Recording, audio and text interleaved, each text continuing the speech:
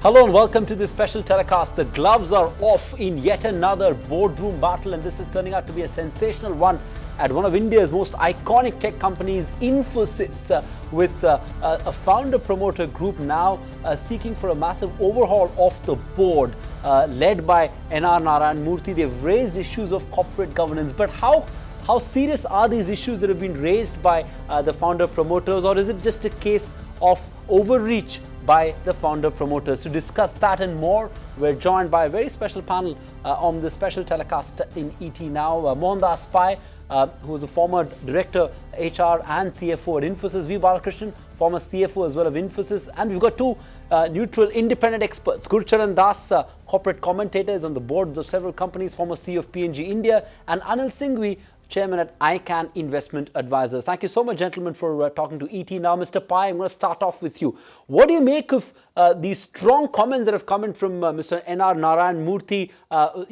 calling it a failure of corporate governance standards at Infosys? What is the substance of these charges, and what do you make of these charges that have been levied by Narayan Murthy? I think Narayan Murthy has got very valid questions to ask about corporate governance. The fact that compensation was paid to the former CFO in such a hush-hush manner without proper due diligence shows that it was not done properly, and that is certainly something that should be looked at by the board. And if you look at the 2016 report, annual report, page 84, there is a corporate governance report by the company every year, which we started long time ago, the first time in India.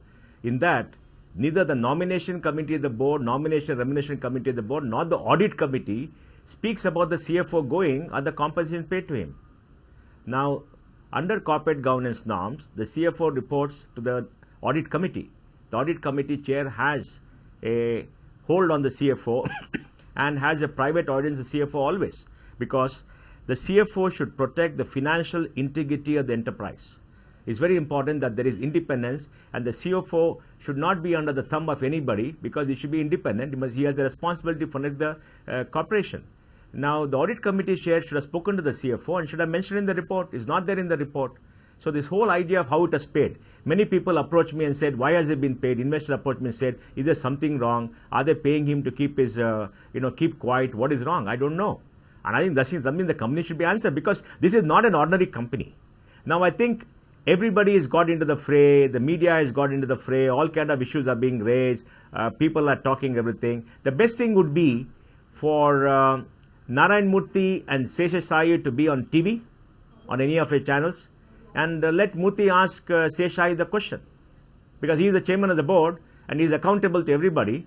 And if governance issue has been raised, instead of talking to lawyers or talking to anybody, let them have an open debate on TV, because Infosys is an open, transparent company. It's a very transparent company. There's nothing wrong. You can ask any questions.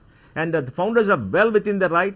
They have to ask, because they build the company along with others. And I think it's very important that the board has to answer. This is not an old matter.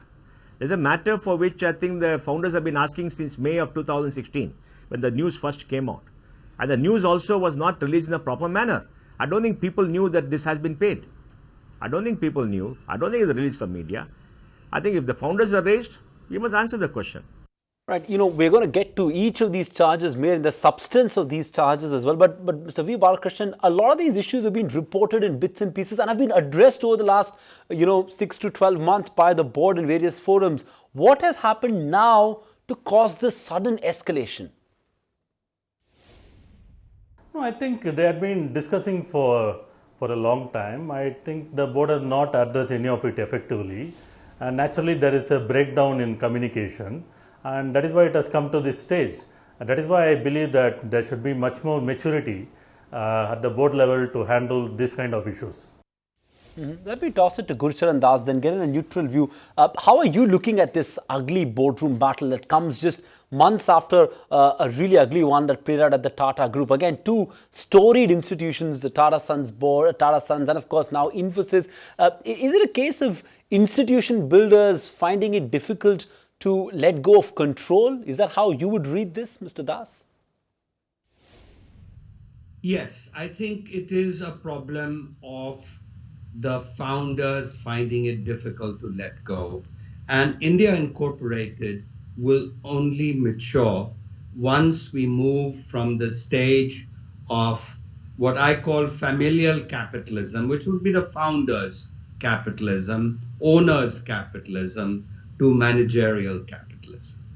And many countries have gone through this, as you know, in the 20th century. And India also has to go through with it, where families or promoters really give way to professionals who run the company. They play the role of shareholders. In some cases, they play the role of board directors. But by and large, I would say that is very critical. And what we are finding, oddly enough, is the same problem as we found in the Tata Mystery spat, that Ratan Tata found it difficult to let go. And so I feel that uh, shareholders often have concerns, but it seems to me, from what I've read, I'm not an insider, but from what I've read, it seems to me that the actions that have been taken were according to the best rules of governance. The board approved the of compensation, and I think that that's how governance works. So there is one other element in there, that if I were Mr. Sikka, I would probably have not allowed the board or negotiated with the board not to give such a visibly high salary which would stand out. It is for his own interest, frankly. He certainly deserves it. He's done a good job. He's turned Infosys around. He's taking it to the next step, and all things point to his doing the right things here. But just on a voluntary basis, if I were in his place, I would have said, I don't have to earn that much. I'll get there slowly. Let's spend a few more years in the company, and then then do this. Anil Singhvi, comment on that. Before we get to the CEO compensation pay, the bigger question, Gurcharan Das feels that it's a classic case of institution builders of finding it difficult to let go of control, who are finding it tough to let an independent board function independently. Would you agree with that assessment of Gurcharan Das? I think these are to very large extent personality and individual driven situations. There's nothing wrong with Infosys, or there was nothing wrong with Tata Sons or any of the operating companies. So these are individuals who, some point in time when a man wants to become his own man and has his own mind to look at things which may or may not suit the erstwhile promoters or founders and all of them. So I think we are increasingly seeing this kind of conflicts coming in when people who have run the companies in past and they want to just still be around and want to do some amount of backseat driving, which is rather unfortunate, because one after the other, if we have such iconic companies also getting into it and getting so much of a public glare and media scrutiny, is going to be a very, very difficult task. Though there have been some issues in Infosys, definitely, which Infosys board should have explained to shareholders at large, not only one side of shareholders, but all shareholders at large, with a little more explanation and with a little more patience on those matters. They really did those issues in a very huff and manner of speaking, with not much of transparency which is expected from a company like Infosys. Okay, now let's get down to the specifics of the charges raised. And I think the only issue worth debating, frankly, is on the severance pay to the former CFO, Rajiv Bansal. Now, Mr. Murthy's called this a hush payment. Mohandas Pai, those are the words used by Narayan Murthy, saying that something seems amiss. A severance pay of over 20 crores is usually never done. He says it's never done in the history of corporate India for a CFO. How do you read into that? The fact that adequate disclosures were made, is that not enough, or do you think the fact that this severance pay was given of such an amount and is something for shareholders to worry about? I hope the investors also raise this question in this country. I'm very disappointed with the large institutional investors who don't raise this question. When a CFO is paid 24 months or 30 months compensation for leaving the company, there must be something wrong. Tell me which CFO in India has been paid this kind of severance package in the last 50 years. I have not seen anybody. I have left, Bala has left, many people have left, nobody's been paid anything. We all knew much more truth, much more secret than anybody else. And in the shareholders meeting, the current chairman goes before the shareholders and says that the CFO has some matters of confidence, some pricing, that's why we paid. You don't do that. How can you say that? That's not correct. It's not the truth. So I think this matter must be put to, it is not a Tata, let me tell you. This is not a Tata. There is no Tata here, okay? It is not like the Tata Trust thing trying to remove somebody. No. I think it is a question of how the chairman of the company interacts with the CEO to have proper governance and does his job. And they've been pulled short on 2 or 3 occasions. And there are many other issues also. For example, the high cost of officers in Palo Alto in a particular place, the high cost of security for some important person. I mean, and use of private planes for family, along with the family. Now, these are breaches of corporate governance. This is not what Infosys is. And I think everybody should stand up for certain norms in this country. V. Bala, I'm guessing you'd agree with Mohandas Pai, with Narayan Murthy referring to this payment as hush money without really saying on what grounds is he calling it a hush money. And that's going to cause worry among investors. How should we read this? Is there any reason, any substantive reason to doubt the veracity of what's been put out by the management and the board of Infosys, which comprises individuals of impeccable credibility? No, I don't know the insight, but any large payment to a key person like a CFO when he leaves the company raises eyebrows. It is a big perception issue because I had not seen any company in India paying such a large amount when a CFO leaves the company. And when it happens without any proper explanation, it raises the concern to the next level. So people can come with different conclusions. That is why the board should come clean on this. You can't just say, no, it is a global norm, he contributed to the company. All of us contributed. I mean, I worked in a company for 22 years and nobody paid me such kind of amount. And we know much more secret about the company than the ex-CFO. So I think the way the board handled this, the way the payment was made, it requires a lot more wanting from the board. I clearly think as a shareholder of the company, the board has failed the shareholders. Right. Gurcharan Das, severance pay of over 20 crores to former CFO, does that qualify as poor governance practice according to you? Well, I don't know the inside story again, so you've got me on the wrong foot. But it's the same concern. That's a very high amount. And if people are not used, if this was not the practice to pay such a large amount, then it does sound a bit, it sounds too high, almost, the words that come to mind are the wrong words, but they're words like greed and so on. People don't want to get those images. It's just how you want to go down in history as a human being. And just as I would have said with Mr. Sikka, that he should want to go down in history as a great performer and nothing to do with his compensation. Similarly, in this case, it doesn't, I don't know what reasons there were to pay such a high compensation, especially when it was not the practice. Anil Singhvi, whichever way you look at it, and I agree that the severance pay was controversial and you can debate the sort of rationale for this decision, but does it qualify as a decision with malified intent? I think it eventually boils down to that. If the decision was taken with bona fide intent and not with malified intent, what's the big deal? So does this decision qualify as one with malified intent and thereby raising doubts of corporate governance as is being made out to be? Anil Singhvi, your view.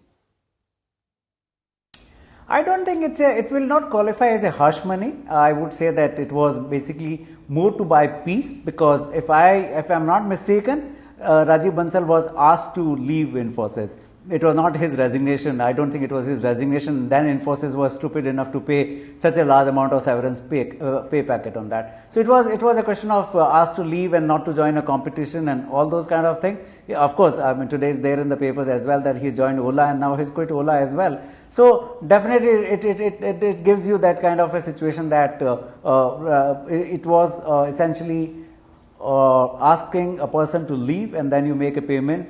Now one can question whether 10 crore was good money to pay or 15 crore was good. One can sit on judgment on that. But the fact remains that this money was paid to him on account of buying peace with him. Let me use that word. But I think Infosys failed completely and board failed completely in explaining to the body of shareholders that why was this money paid on such a large money paid if it was not contractually obligated by Infosys. So I think that question is very valid and I think Infosys board now also is not too late for them to come out with the honest answer and have a transparency. And one more point, Sandeep, I would like to make that Infosys has been a very iconic company for India. We all are proud of that company.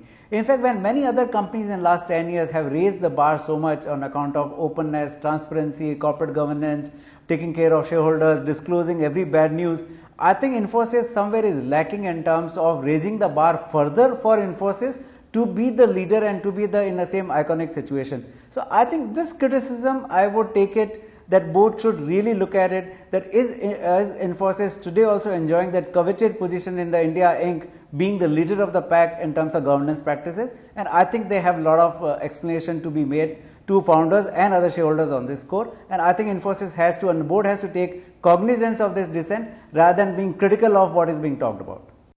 Right. You know, V. Bala, even as we debate the substance of the issues raised, would you concede that all this is causing unnecessary disruption, unnecessary distraction at a time when the business environment is already tough? Look what's happening in the US. You know, did the management, and employees of Infosys, do they really deserve this sort of, distraction that's being, hurled upon them by the founders? No, I think all these issues have been raised for some time and it has not seen any effective conclusion. That is why it has come to this stage.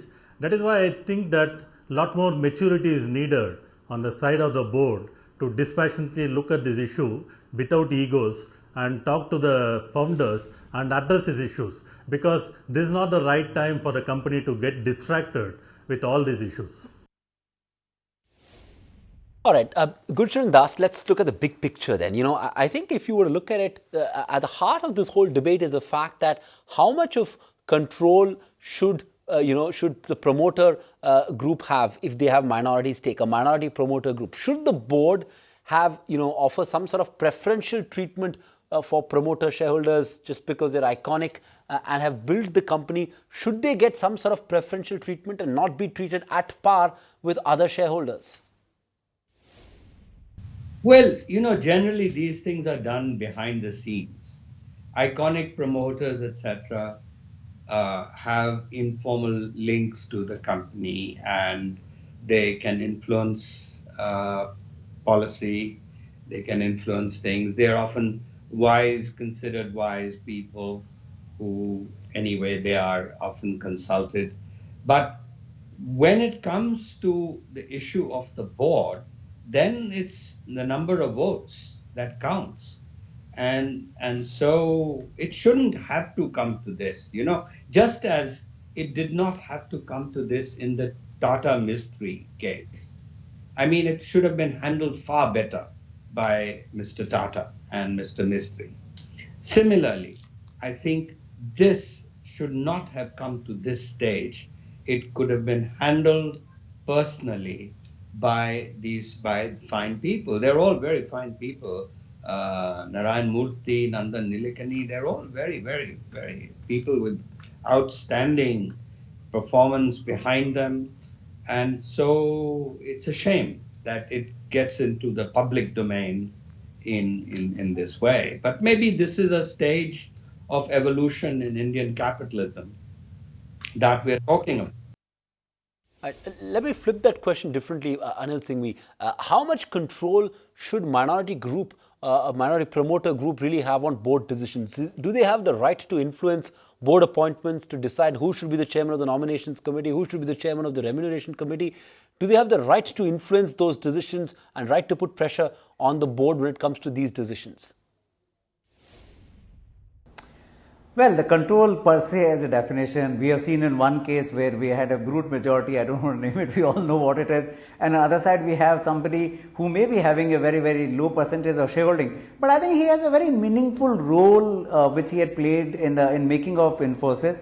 One can't completely be dismissive of that. The fact remains that yes, he has become in past also a little more ambitious for the Infosys and for the board and discomfort of the board. Today also is becoming a little more a discomforting factor for the board. But the fact of the matter is that if he is raising the right questions, I think Infosys board should not just be dismissive of the fact that he is owning just about 5% or less than 5% shares. I think they should take a constructive criticism as it comes, and I think board should rise to the occasion and dissuade and diffuse this situation rather than getting into an engaging situation. I hope and pray, again I repeat, I hope and pray that Infosys board and some of the founders and some of the erstwhile promoters of the company do not make this as a huge media battle and make Infosys look like, because Infosys has many more challenges, as you would see what is happening in US. So I think they have to fight business battles so fiercely. I hope and pray that they don't fight the courtroom and boardroom battles on this score. So they should diffuse this matter ASAP. Where do we go from here, V. Balakrishnan? What is the solution? What can we expect from both sides over the next few days? See, founders are not unreasonable people. They want the company to succeed. It is their own child. They groomed the company. They started it from scratch. The company is what it is because of them. I think the board has to take the first step. I think there is a trust deficit. That's why I think the chairman should step down, get an interim chairman, effectively communicate with the founders, address all the issues and move on. The public spat is not going to help anybody. Gurcharan Das, Anil Singhvi, you heard that. The founder group wants the chairman of the board to step down. He's saying they're not being unreasonable, but they want the chairman of the board to step down. Is that even a fair ask? Well, I don't know all the ins and outs of this situation. But it seems to me that there's no wrongdoing being done. It seems to me the company is doing very well. It seems to me the company is poised for a great future. And so why rock the boat when all this is happening? That's what I would say. Anil Singhvi, let you have the last word. Why rock the boat when all's going well, says Gurcharan Das. Would you agree with that, or do you think what V. Balakrishnan is saying, is a fair point, which is that given the controversy that's happened now, it's only fair that the chairman steps down. But the fact remains that are these issues serious enough to call for the chairman to step down? Well, I don't think so far the issues which are in public domain, what we have seen, if they are the only issues, and if I hope and pray that there are not many more issues which we are not aware of or we don't have that knowledge of, then they are not grave enough to say that chairman should step down. But mind you, here I think this whole game of chairmanship of Infosys also a bit of a joke. Earlier we had Mr. Narayan Murthy as the chairman, then we had K.V. Kamath, then Mr. K.V. Kamath stepped down, Mr. Narayan Murthy came back, which according to me was a hierarchy of complete governance practices, what was set out by Mr. Narayan Murthy himself, that he should retire at the age of 65. So he came back and Mr. K.V. Kamath became then the lead independent director. Thereafter, Mr. Narayan Murthy goes, and then they have that Mr. Sesasai coming in. So last 5 years, if you see, it's quite of a musical chair. So to say that this chairman is really not giving comfort to the promoters and all of that, again we are getting into one more round of musical chair here. I hope Mr. Sesasai, who is coming from a very, very good background of having run the corporates himself, should take into consideration. But only one point I will make it, that I think Mr. Sesasai should have done a much better job in explaining few of the points which have been lingering for a very long time. So instead of just keeping them and shoving them under the carpet, he should have done a lot of explanation rather than Vishal Sikka, because these are the board decisions. actually, at the end of the day, in a company like Infosys, it is incumbent upon the chairman to really explain to wider set of shareholders, maybe at the AGM or any other forum, to explain. I think on that score, chairman really did not take that opportunity to explain to the wider set of shareholders what are the issues engaged or engaging the board or some set of shareholders who are not happy with Infosys. All right, the chairman of the board probably needs to explain more, but there isn't a case for him to step down. That's the view from the two independent experts on our panel, Mohandas Pai, P. Balakrishnan, Anil, Singhvi, Gurcharan Das. Thank you for joining in with that perspective on this special telecast on the big corporate battle that's playing out in the board of Infosys. Thanks for watching this special telecast.